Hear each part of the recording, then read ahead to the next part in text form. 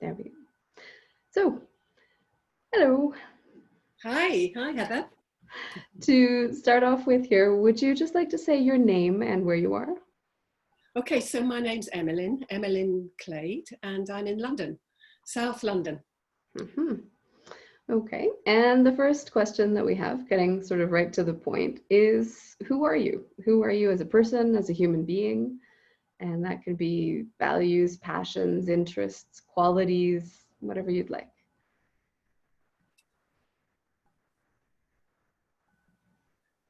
The first thing I want to say is I'm a grandmother. Oh. And I guess because I've just been with my 4-year-old grandson, and that's been, it's very delightful. So I feel him in my body. You know, so that was my first thought. Who am I? I'm a very busy person. I seem to be still working across fields of dance and therapy and academia and educating and writing and moving, and just seem to be continually still playing around many different fields. So I think that's very much part of my, what it would be like to stop is a big question that I ask myself on a daily basis. There's a kind of real existential sort of mist there. I think there's a workshop in there. You've done falling, now you could do stopping. They're probably very similar, actually. I think falling and when I stop, I'm going to fall, and I write all the time about the necessity to fall and the necessity to learn to fall. And yet, of course, just completing this book on falling, I'm just doing the proofs at the moment. And I'm very aware that it is something that I've been holding on to for the last 2 years. I've been holding on to this book when I'm actually writing about something which you've got to let go of. So that's true. It's a very interesting paradox. Mm-hmm. So who else are you, or who more are you? I'm a woman. I was a dancer. I still have that very present in my life in terms of philosophy and movement and artistic frames. Yes, my life is around dance and theatre and performance. I'm a performer. Who else am I? I don't know. Yeah. How's that? How am I doing with that? No, that's fine. Is there anything that you would say maybe about a particular value that you hold dear as a person?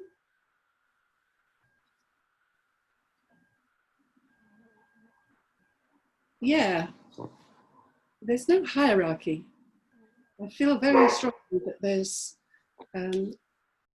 no hierarchy, and I find it very hard when when this is presented as part of our culture, that somehow there is a binary between one kind of people and another, that somehow something is better than something else, that there's a progression towards somewhere where it's higher than the whole idea of moving upwards towards something is a philosophy that I really dispel in my own life and want to really across all the different fields that I move in. So I guess that's a value I hold very clearly, and particularly at the moment around particular issues of diversity. And I feel like we've had a Western culture has been very much about a hierarchy, and I don't like it. So that's part of my philosophy. Okay. Well, another question would be whether you identify an event or a couple of events or a set of circumstances in your life that you would say have really defined or impacted who you are in some way.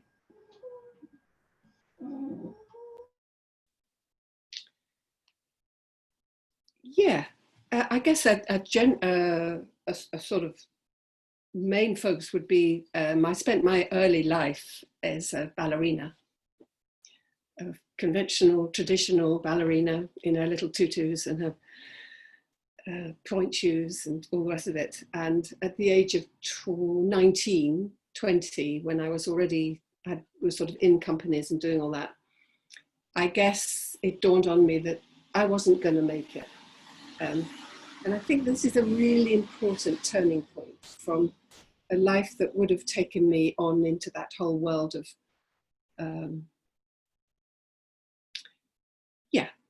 conventional dance, theatre. It was the beginning of the switch for me to begin to question who I am, what I'm doing, how I'm doing it, who I want to do it with. And a general rethinking of my life began at that point, and which has continued throughout.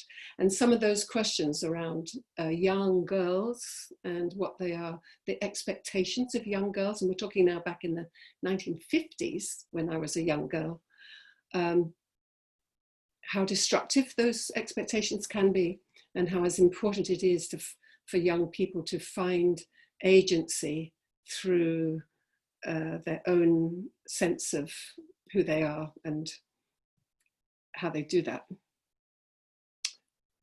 Yeah, so that was a big moment for me. And when you said you weren't going to make it, do you mean you in that world, or that you? Yeah. Oh, okay. Yeah. With everything that women are supposed to represent in that place, their bodies, their desires, their needs, all of that was a fantasy that was unsustainable, and is unsustainable, I think, and continues to be unsustainable, non-sustainable, or whatever that word is, I think, for many young girls. So I think feminism was a massive importance for me, which came in obviously in the 1970s in the UK.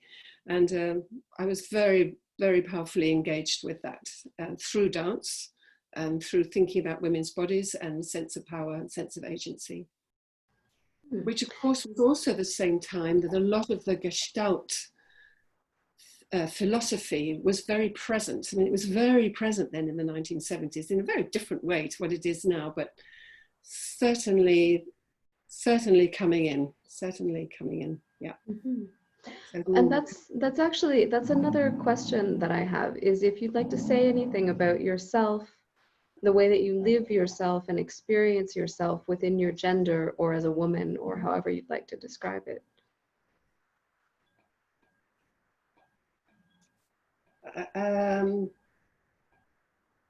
I'm not, can you say, what is it that you want me to say there? I'm not sure I'm talking about being a woman, but Yeah, I mean, some people understand themselves in terms of gender or identify that particular part of their identity. And other people are just kind of like, well, no, I've never really thought about it. So I wonder how you experience yourself. And I guess I can say as a woman. I experience well, of course I'm going to say, well, not of course I'm going to say, but I think I have to say, I experience myself as a queer woman. I move very much in a queer scene of people and life and desire. And that doesn't necessarily mean fixing to either straight or gay, or it's more about an unraveling or an undoing of fixed identities. Yeah, I think as a woman, I see myself more in that frame than any other.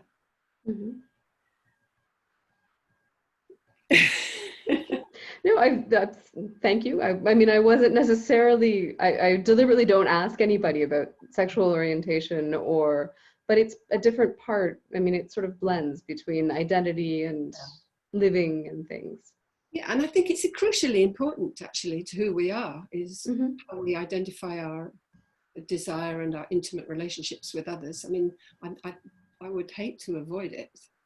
And I think as the whole Gestalt is this is a network of information, which all of it can be relevant at any particular time. So yeah, I think it's very much part of my life.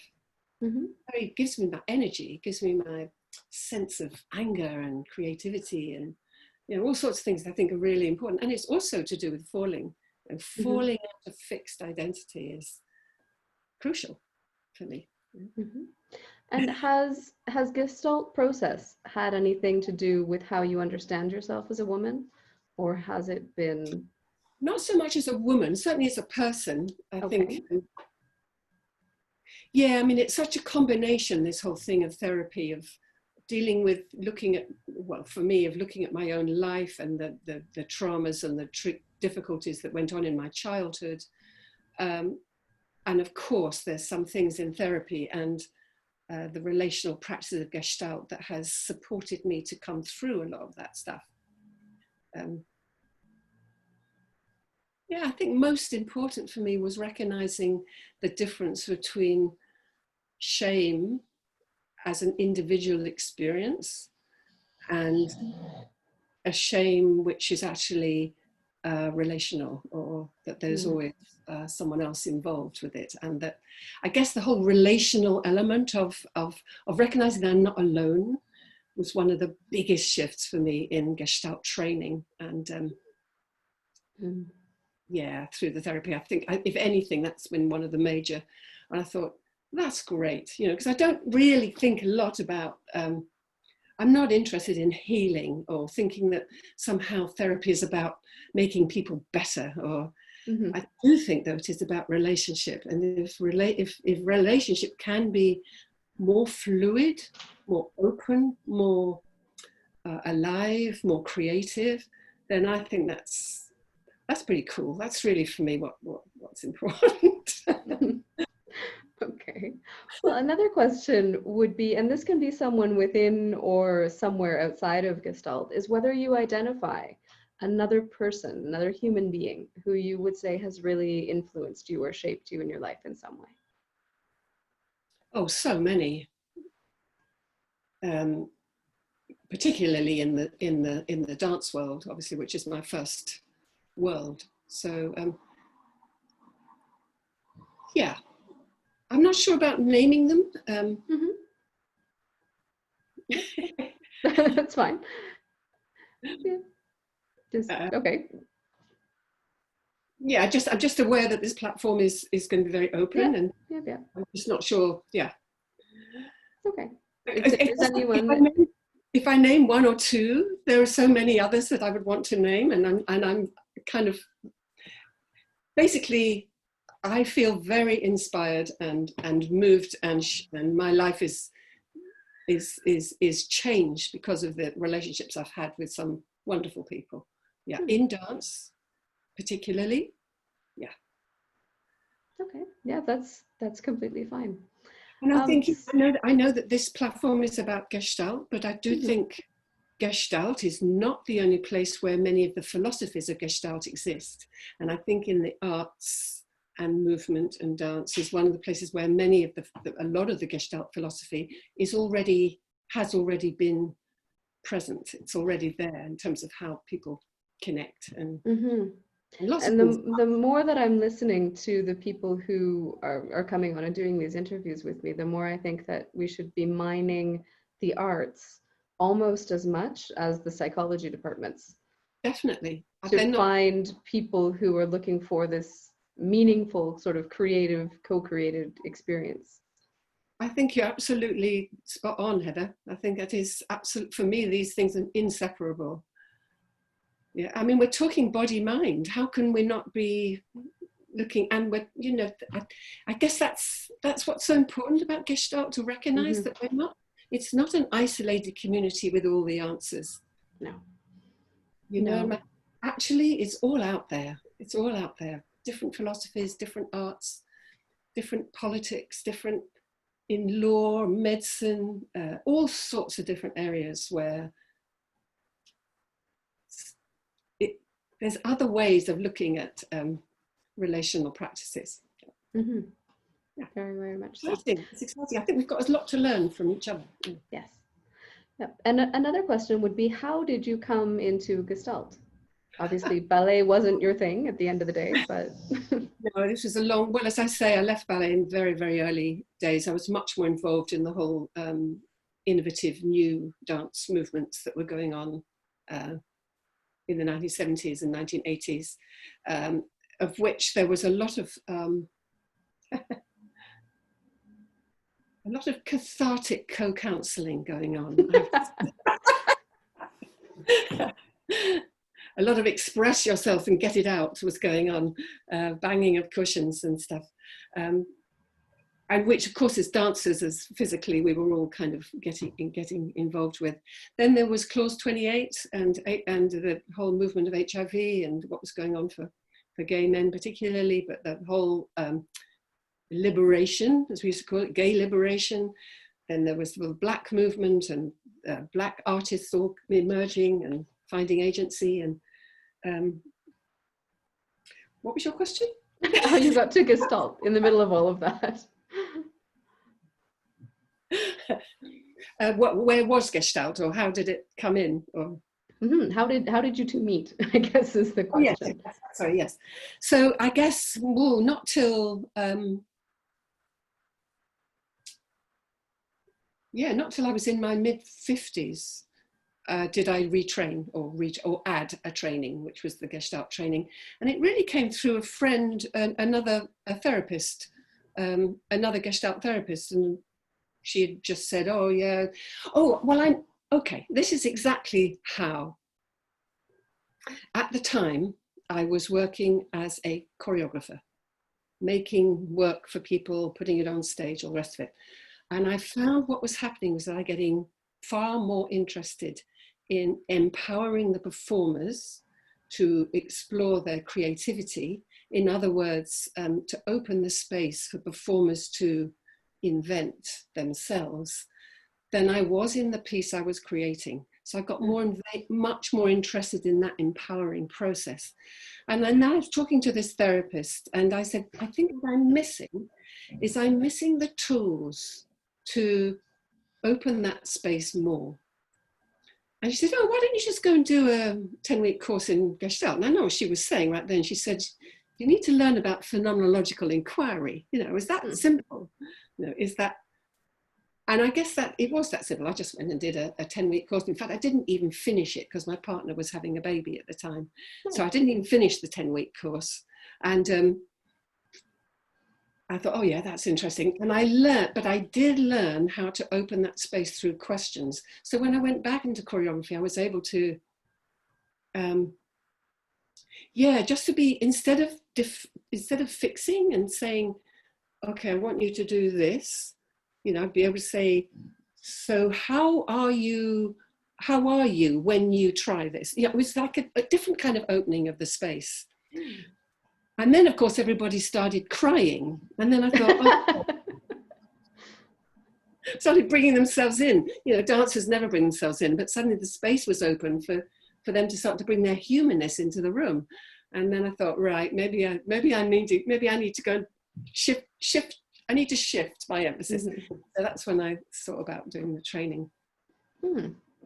And what is it that you found in Gestalt? What is the thing that has really captured your attention there?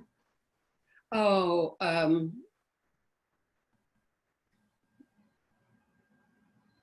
the phenomenological questioning I find unbelievably powerful.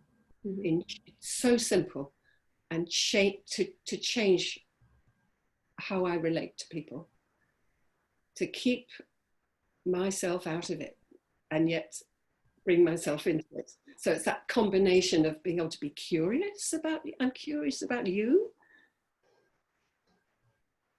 Like you can turn all this around, you know, but I'm aware that this is an interview, so we're not going to. I've had a few people do that. It's kind of strange, but it's a habit. It really is. Yeah.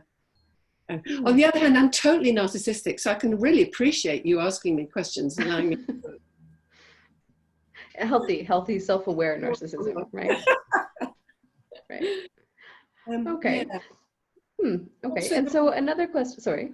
But also just that relational, through the phenomenological curiosity.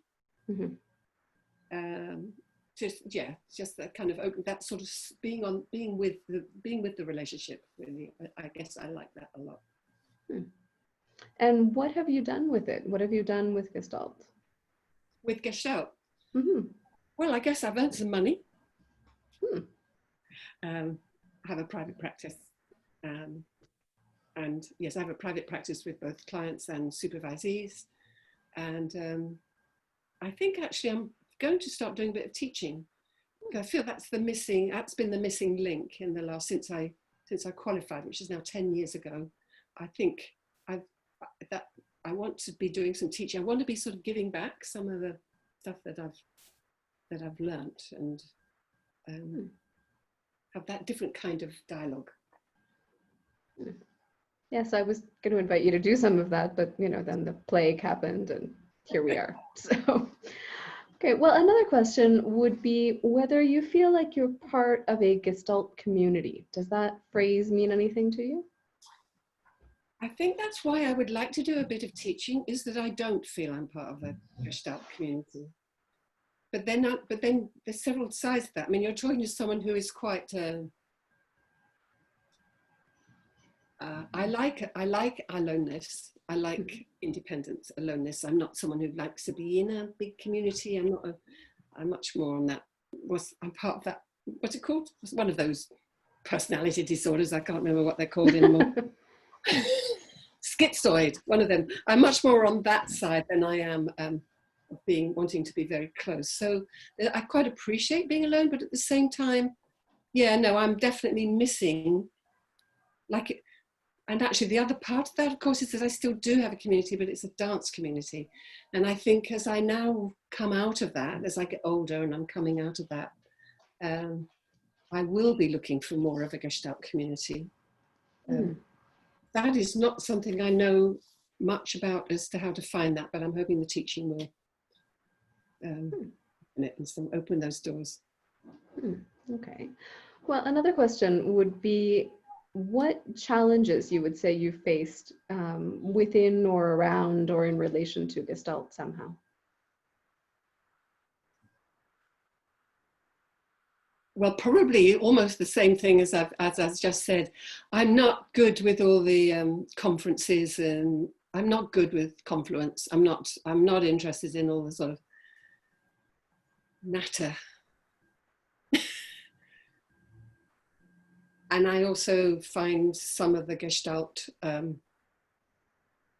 thinking to be as if we need to bring everybody into Gestalt, and I don't think that's the way it needs to be. I think we have a lot to learn from other fields. Just what we were saying earlier, really. I guess that's one of the reasons why I move towards and I come away again, and I want to sort of stay on the periphery. I think that's where I like to look out as much as looking in. Okay, that's fair. And another question would be almost maybe on the other side, which is where you feel that you've had some of your greatest moments. And I guess that could be within or without in terms of Gestalt. I mean, either as a person or somehow related to or around Gestalt. Some of your highlights, Can I go back a moment? Because the last question you said was around, around difficulties? Challenges. So what is one of the biggest challenges now we have? So I can't remember what conferences I was at, but I would say I could name on one hand how many black faces there were in that room at the conference, probably one hand. Yeah, and that's pretty much any conference that you might have been to. Yes, any Gestalt conference that I've been to, yes. Yeah. And I'm sure it's not only Gestalt. I'm sure there's in many modalities of psychotherapy. And I do think that is one of the big challenges that I face, that we all face, is how to look at that and what does that mean and how do we deal with that? I think it's been it's come to the point, honestly, where it's really uncomfortable for me to look at this project and look at it visually and just see like this tremendously growing list of white faces. Absolutely. It's actually really disturbing, because I kept thinking that, as it gets more international and as it's still white. It is really... It's really weird. I didn't quite dimension that, but it's really weird. It's really unfortunate, and it's really exclusive, and it comes with being postgraduate, privileged, expensive training, and there's a lot of things that are really broken in that sense, I believe. Yeah, But, and there's also a lot of cultural, there's cultural wariness about this idea of how people relate in therapy. And also there's a lack of understanding of how different kinds of relationship happen in different cultures. You know, there is a sense that the white way, the white therapeutic way of relating is the way. And of course it isn't. And again, it's like, how do we look outwards as well as inwards? And I think it's a big question, Heather. I'm really great to hear you say what you've said. no, I appreciate you naming it. And I think, you know, in some sense, when you get a large group of people, or a substantial group of people, maybe it's not large, of one color doing one thing, it almost becomes colonial. It's just not even knowing. It's just, you know, well-intentioned, incursioning into other cultures and other ways of living and being from whiteness. Yep. I think it's enormous, this subject, and I really enjoyed, I am going to mention a name now, but Lynn Jacobs' writing on white shame, and very, very aware that as white therapists, we actually need to get together and look at our, right? It's all very well for this whole big thing going on about decolonizing the curriculum and all the stuff that's going on in the universities, but that's also still being done by white people. It's a reaching out and say, well, we've got to do this for Black people. And I'm thinking, what we're not doing is we're not actually getting together and looking at what this is and dealing with our own shit. You know, we're just trying to make it better. We're trying to make it better. And I think we've got a lot of work to do there. Yeah. Speaking with groups of white therapists, I can definitely confirm that we have a lot of work to do.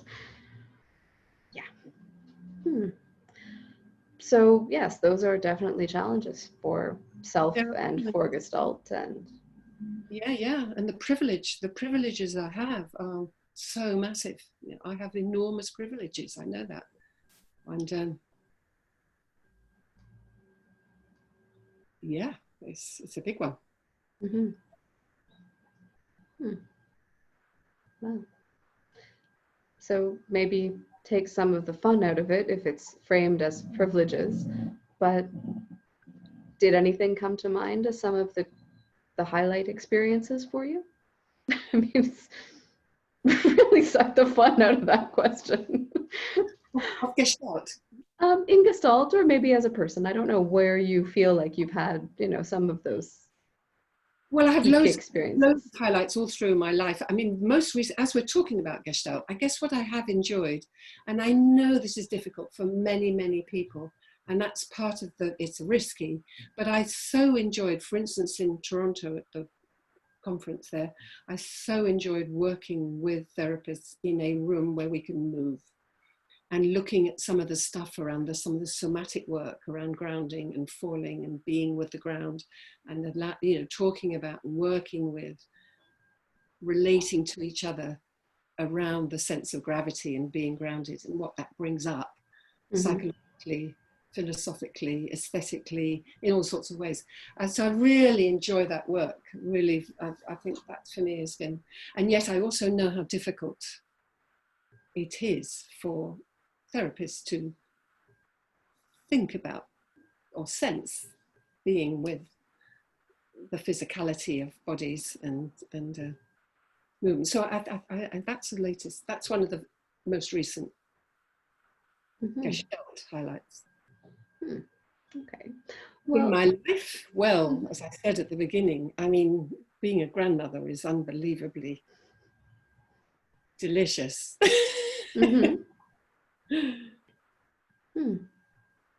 I always say that I think, you know, grandkids of Gestaltists are lucky. They get a very special set of grandparents out of this. I think you're right. Yeah. Yeah. So I guess the last real question that I have would be, what's next for you? Where do you see this going? And I know you've touched on that a little bit, and also what you think Gestalt needs to be doing or could be doing going forward. Well, on a personal level, I mean, I think what I'm very much looking forward to my book coming out in January, which is what I'm hoping. It is a dangerous book. You know, it is about falling, looking at falling both as danger and terrifying and bruising, and looking at falling as necessary, inspirational, aliveness, and creative. So it's looking at both these things. But what I'm not trying to sell it. What I'm saying is that I think no, I'm just imagining the impact of that book on some Americans I know at this particular time in history. Falling from grace, from heights. Yeah. Absolutely. So all of that's in the book as well. Mm-hmm. A lot of stuff around race, and I can't write about falling without writing about 9/11. Mm-hmm. Lots of stuff, loads of stuff. But I think what I'm looking forward to is the possibility of COVID. Obviously, is going to define all this, but of being able to share internationally workshops, movement workshops, and in parallel with the book. So like seminar workshops. I'm really, really hoping that that's what I'll be able to do for a while, you know? And which will bring everything together. So it'll bring the therapy, movement, teaching, being with, everything will be part of that. So I really hope that's going to happen. In Gestalt, I'm looking forward to doing some teaching, actually, really, yeah. And what do you think that Gestalt itself has coming up? I have no idea. Other than the issues we've been talking around diversity and Black lives and the things we have to look at, but what is coming up, as I say, I'm not part of a conference committee. I'm not really aware of what's coming up in Gestalt. I probably need to get myself more involved, but that will happen. It'll come to you. Yes, I'm not sure. When I hear you say that, I think you're talking about Gestalt as a movement, as a movement, as a school, as a social entity. I don't know. I mean, there's so many different parts of it, and some are sort of emerging and some are falling back. Oh, right. Okay. Yeah. I see what you mean. Yes, again, I have to say, I'm not that, I don't want to pretend I know exactly what is current in Gestalt. So I don't think I can answer that question fully. Yeah, no, that's fair. It's just a question. So is there anything else that you would like to bring in? Anything that you feel that I've missed about your person, or? Oh, loads. Anything that you'd like to actually have here? No, of course, I'm interested in how this is for you, how this has been for you. No, it's been wonderful. I just remember seeing you and exactly what you just did, sort of moving. You stand out the way you were moving around the conferences that I've seen you at. And I was very interested, and I sort of had this curiosity sort of awoke, and I was like, who is that? And it's like, oh, okay, you look in the program, it's like, oh, she's the falling lady and the choreographer and so I've been reaching out and trying to find ways to sort of offer you that space.